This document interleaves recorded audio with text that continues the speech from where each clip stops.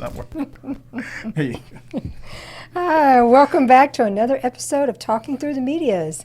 I'm your host, Joy Fagan, and joining me as always is my husband, Chris Fagan. Hey guys, welcome back to another episode on a Thursday.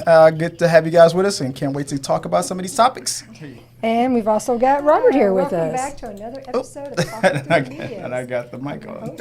There we go. Greetings and salutations. All right. Now that's copyright infringement on another YouTuber. So now I'm gonna hear it again that I'm trying to copy his channel again. Thanks for that. I appreciate it. My apologies. Yeah. I do not accept your apology. I'm not sorry. But guys, welcome to another episode of Talking Through the Media. It's your home for entertainment news and reviews by fans for fans. Don't forget, guys, help us out. Join the channel if you want to engage with us in these topics that we're about to talk about. We're going to talk a little bit about Deadpool, Wolverine, Channing Tatum, some things that's going on online. But any other topics we're going to talk about here, help us out. Comment in the chat wherever you guys see us on your platform of choice and engage with us. If you want to support the channel, you can also do that through super chats or through donation questions. We really do appreciate that. And or just hit the like button. It's free. It's free.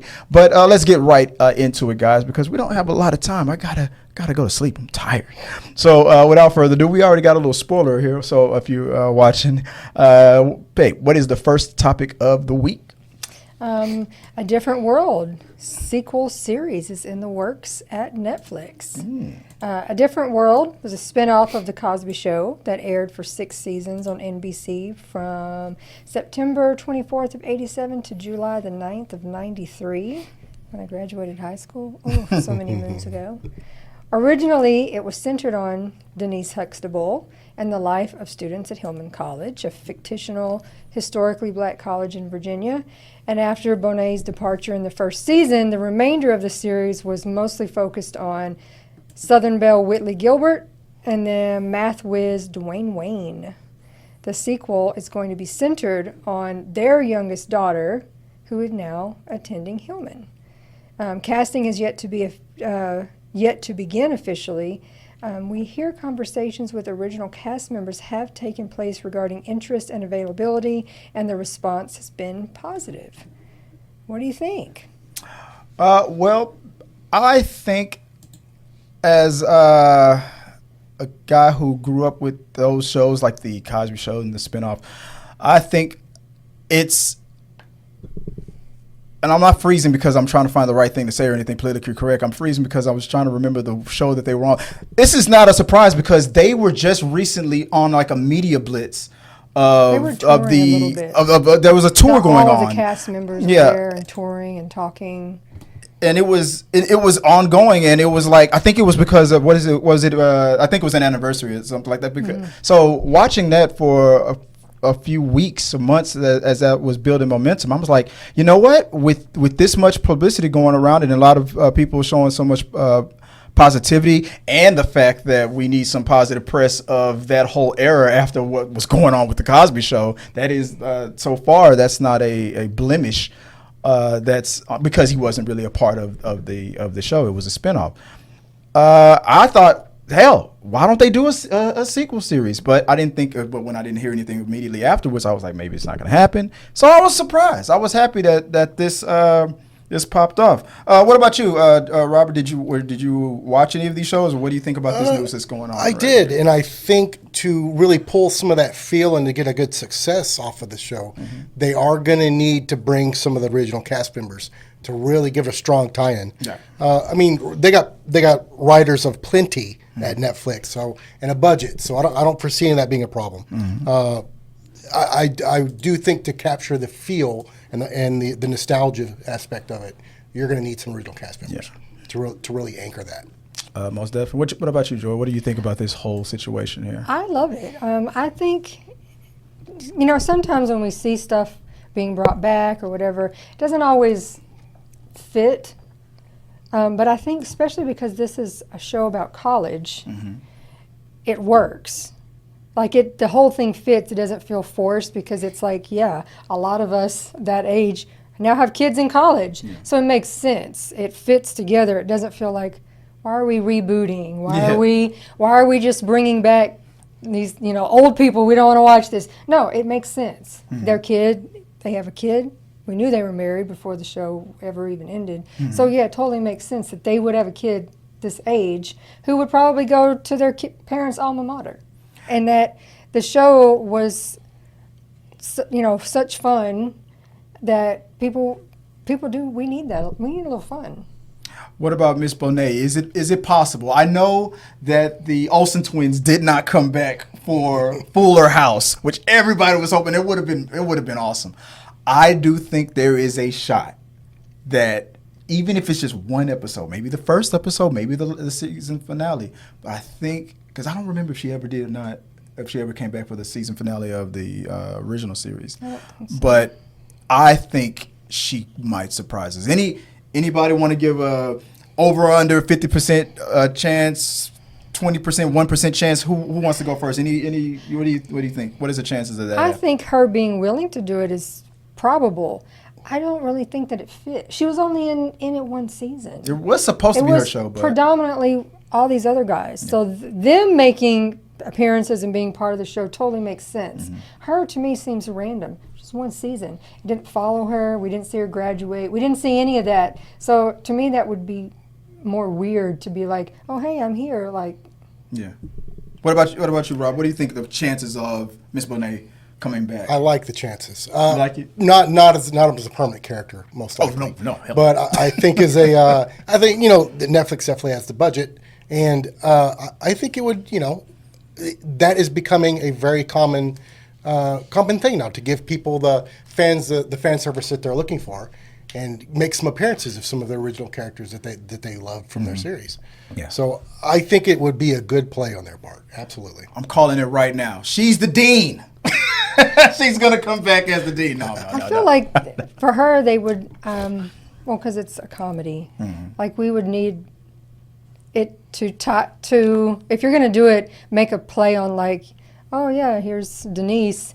She's got like 5 different degrees because she changed her mind all the time about what it is she wanted to do with things. Like, yeah, she's a perpetual college student. She's got like 1 million degrees. Yeah, but I'm glad that it's more focused on Dwayne and Whitley. I'm curious to see, especially Whitley. I'm curious to see how she's going to be as a mama. I want to see how she brings back that accent. I used to love her. She was one of my favorite characters. But I'm joking about Ms. Bonet return. I don't think she would come back, honestly, because I think that's too much of a reminder, because she is a Huxtable and that's a Cosby. So I think maybe that would be pushing it too much. But I wouldn't mind it, but I doubt it would happen. But guys, let us know what you guys think on this topic. Or were you a fan of A Different World? Are you interested in this sequel series that's going to be on Netflix? We don't have a date or a time when it's about to come around. Maybe 2025, hopefully. Maybe sooner, maybe later. Let us know what you guys think. And as I always say, let's keep talking. All right. Let's go into the next topic, babe. What do we have coming up? From Forbes, Deadpool and Wolverine should reach roughly 900 million headed into its 3rd weekend. So by the end of business Sunday, the Ryan Reynolds and Hugh Jackman blockbuster sequel from director Sean Levy, who co-wrote with Reynolds, should easily top 1 billion. And Chris, you got something to...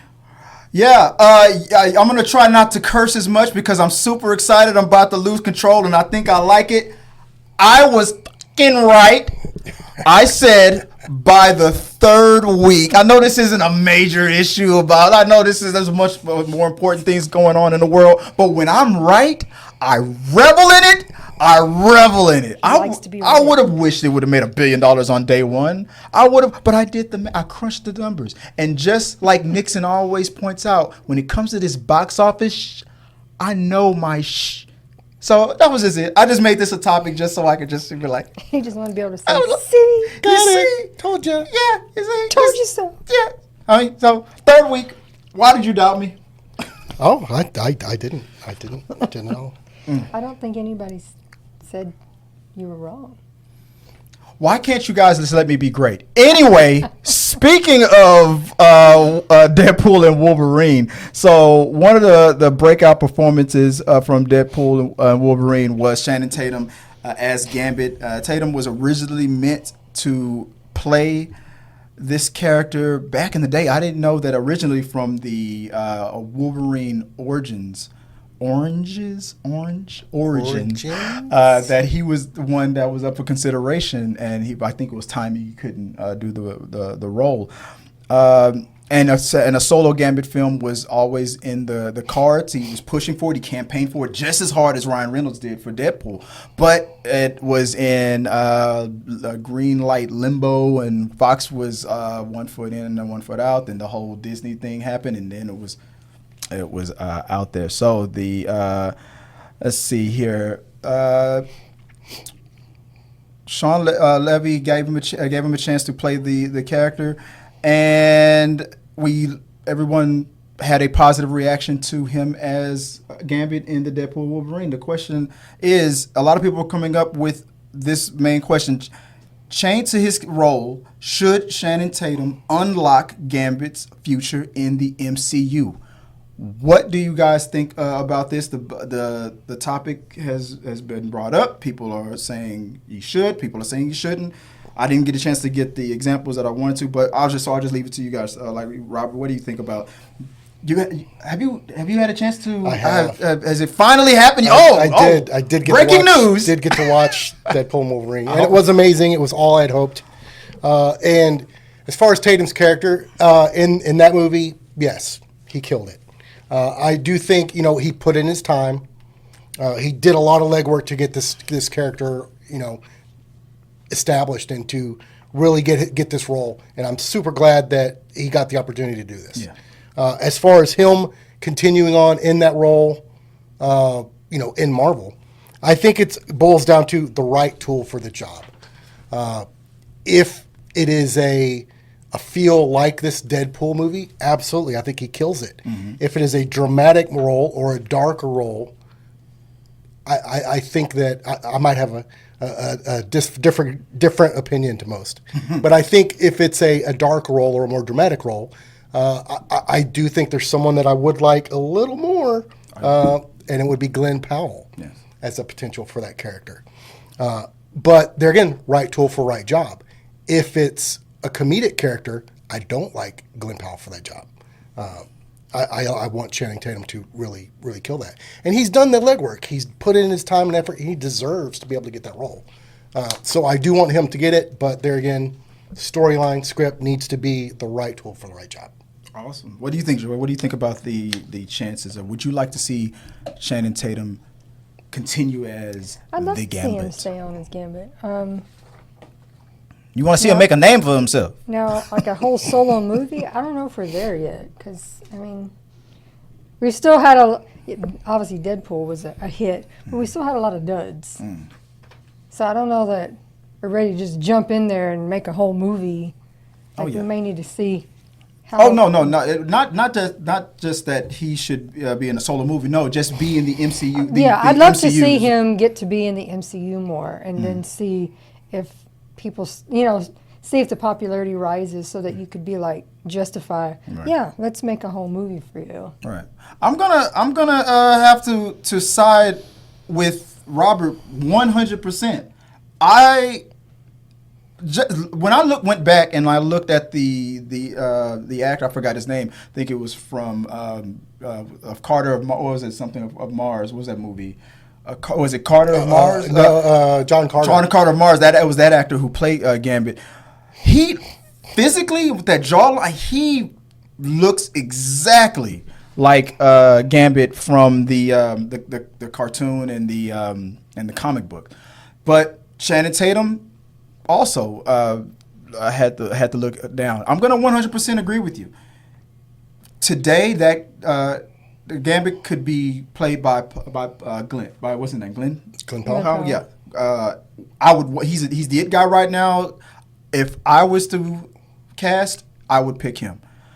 But if they choose to have Gambit to stay in the same character spirit that what Channing Tatum gave, if they choose to go further into that direction, that comedic version of Gambit, you're right, 100 Channing Tatum, because it was pitch perfect how he did it, because it was pitch perfect for that movie. But like you said, if But if they're going to go in a different direction, which I think they will, obviously, this is more probably like what Feige did with Doctor Strange, Multiverse of Madness, giving us the Mr. Fantastic version that a lot of people wanted, that fan casting. I think this was just, like I said, a nod to Fox and what could have been, and to give him a chance to do his thing and to shine. Not saying that Kevin Feige would agree to have him moving forward, and I do believe that Glenn would fit in the movie that I have in my mind.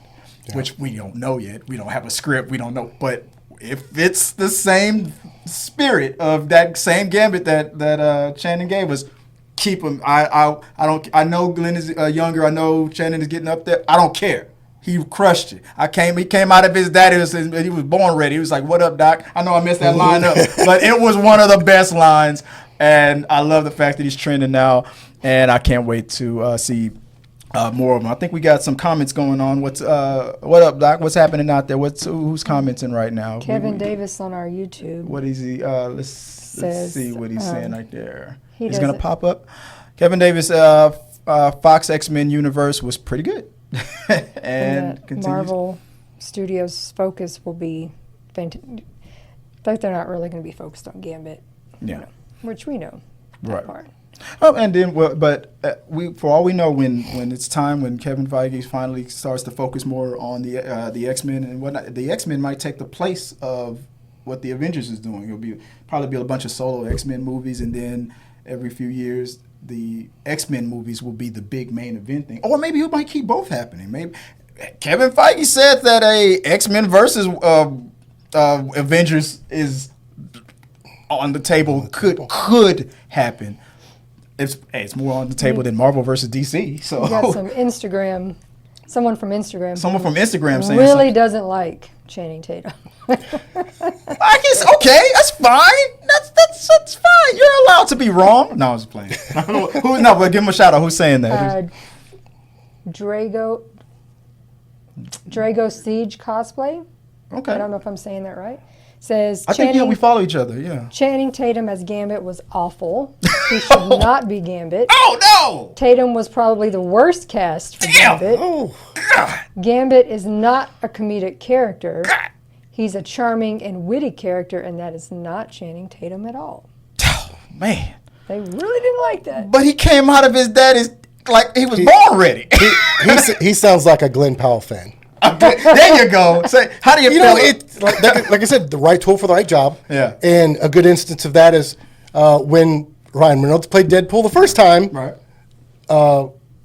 Obviously, it wasn't the character. It wasn't his acting. Mm-hmm. It was the feel of the movie and the wrong tool for the right job. It's really seeing Channing Tatum in a movie has about the same energy as The Rock. In the movie. He really didn't. Not a fan. But you know what? And it's funny that you say that, because Channing Tatum, just like The Rock, have two similar paths in their Hollywood progression. Their acting was not that great in the beginning. It was laughable. And you knew it was gimmicky at best. It was just based on their popularity. Blah blah blah. But you have to give both of these actors credit. They put in the work. They went to they had the instructions, the acting coaching, and they have played roles. I forgot what was that role that Channing Tatum played. It was a true story. It was a wrestling coach that was being inappropriate with his students, and there was a dramatic role, and he played one of those wrestlers that was being harmed by, and I'm trying to use my words carefully because I know we're live on other platforms. But the gentleman from we're watching his show right now on Apple TV Plus. He was in the morning show. What's his name? The comedian, the anchorman, the anchor that got fired. What's his name on the morning show? Steve Carell. Steve Carell. He played the coach. Channing Tatum played one of the students, and it was a dramatic role that Channing Tatum, he crushed it, just like The Rock. After showing off his acting chops in certain films and his strength, and he honed his skills. They both now are. It's it's not laughable anymore. It's not gimmicky anymore. They become legit actors. They put the work in. So it's funny that you mentioned both of those actors. Oh, that was I don't know. That was just a little rant on the side of that. But guys, I mean, hey, anybody else? Any more thoughts on or anything else coming up? Called Foxcatcher. Foxcatcher. Yes, thank you. That's it was one of those. It's one of those roles that showed that he was taking his craft seriously. So I mean, no, it's fine. I mean, no, not everybody is a fan of Channing Tatum, or not everybody is a fan of The Rock, but I do believe that if they do want to, just like you said, Robert, if they want to, it depends on the gambit that they want to give us, and also the populace. You know, we've already seen what fan fervor can do to make something happen, materialize out of nothing. Right. If enough people want it, someone will see the dollar signs and will materialize it and make it happen. Drago says he can do Gambit. They can just give him a call. Who? Who? Drago. Oh, okay, all right. Oh, He's got it under control. Give him a call. Oh, that's why you don't like Channing Tatum. He's negotiating for his own cast. He's like, damn Channing Tatum. Like, is Channing Tatum your nemesis? Is that what's going on? You've been like all these roles that you almost got. He took her job.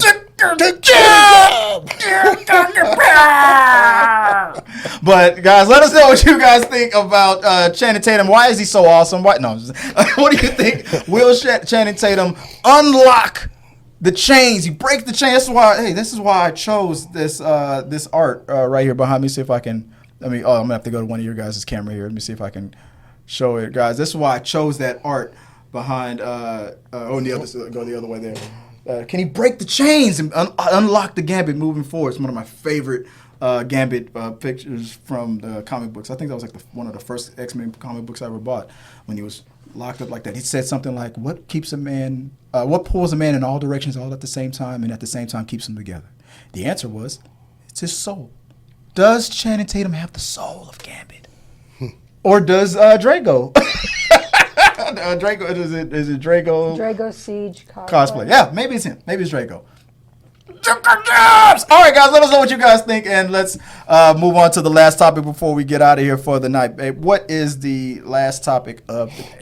From TikTok and locally to us, Houston CEO on trial for watching remote workers on their webcam. He maintains his innocence and said he did nothing wrong. Let's go. We're going to go down the list of those things right there. So according to, I think this is local. I heard this is a Houston CEO. So allegedly, there's a CEO who let me switch cameras here, who has been pretty creepy online with his remote employees, spying on them allegedly on their company computers.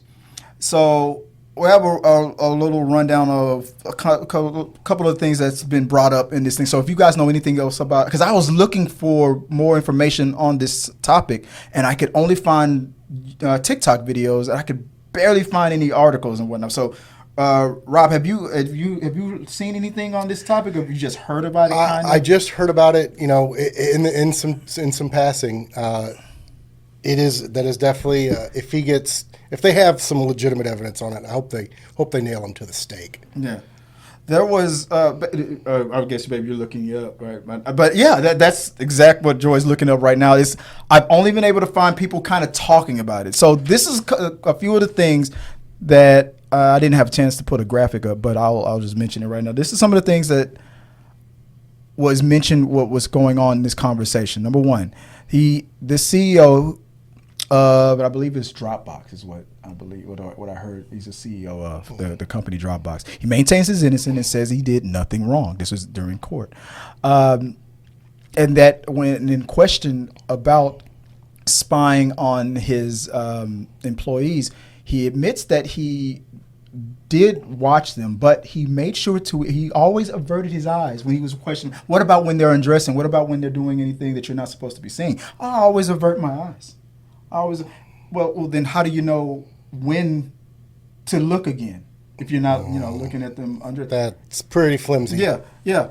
You want to know what the response to that was? That sounds like he didn't inhale. Yeah, exactly. It depends on what the definition of is. That man, I love the way he could lie. That was some classic lies. That was some classic ways of lying. I am not in this room right now. Anyway, that's management. His management. Him trying to manage his situation. But his excuse to the question of how do you know when they're not undressing anymore is I could listen. I would listen. Listen to the clothes. Exactly. And when I couldn't hear the clothes being removed and put on anymore, then I knew I could look again. And it was just just the classic deny till you die type of situation. And then I heard that the lawyer caught him in a trap. I'll bring that up in a second. But moving on real fast. Let's see. He would listen to the changing of clothes. Number 3, only the female employees were the ones being looked at. He wasn't doing this to any of the males. That was another ding against him. He congratulated one of his employees on her pregnancy, who hadn't even told anyone yet about this pregnancy. That was another thing that was kind of proof that he was spying on his employees. And also, all of this voyeurism was happening outside of hours of work. So what the hell are you even looking at them for anyway? So, like you said, what if all of this stuff is true? What would you say to this? What would you? I mean, listen to all this stuff in the jury. What do you have to say about the creepy CEO? That's not okay. I mean, but you can't prove it. I'm like, if it's come on, is it really that bad? I mean, most remote jobs that require you to be on camera, you're told that up front. Right. Like, you have to be on camera. We need to be able to see you to make sure you're working. People know that, so they know to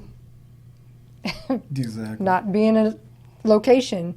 And most people, when they're off hours, then that's why computers have the little cover shut the lens. Exactly, because there's creepy CEOs out there. And guys, I was just joking. Of course, I know it's bad. You're not supposed to do that. But here's another thing that was funny about this story. When the lawyer could not nail him 100%, couldn't get him to admit to doing anything wrong, they sprung a trap for him. Just asked him a question just out of the blue. Hey, why does your company have, Mr. CEO, creepy, why does your company have this policy against like body piercings? And he walks right into the trap. He goes, we're not against body piercings. Let's just say, for the sake of argument, the name is Emily. Emily has a belly button piercing, and I'm not against that. How the heck do you know Emily has a belly button? Did they really? That was a part of the story. That's how he got, one of the ways he got busted, cold turkey busted for looking. He blatantly admitted that one of his employees has a piercing that you could have only have seen if if you saw it. I think this guy is destined for some very, very bad news in his near future. Oh yeah, guilty. I think he's going to have a hard time of it. They're gonna take his job. And it'll have other ramifications. You're going to start seeing companies, adjusting their policies accordingly. And you're going to see this guy's going to be a pariah, even if he doesn't catch criminal charges. No one's going to touch him with a 10-foot pole in the corporate world. And, you're going to see probably some litigation spring up from this, not only against him, but against the company he works for as well.